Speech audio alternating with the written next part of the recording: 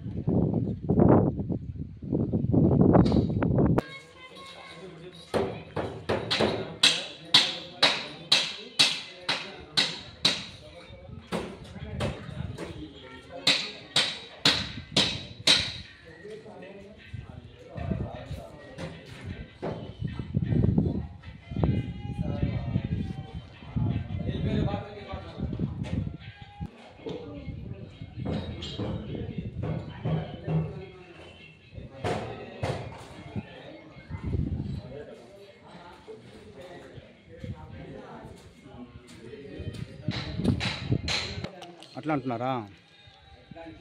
అది మీడియా కాబట్టి, ఇది ఫార్మా అని తెలిసింది కాబట్టి వచ్చామండి. అయితే మేము అంటున్నామండి, ఇప్పుడు మేము ఇబ్బంది పెడుతున్నామండి. మేమన్నా ఇబ్బంది ఏం పెట్టలేదు కదా.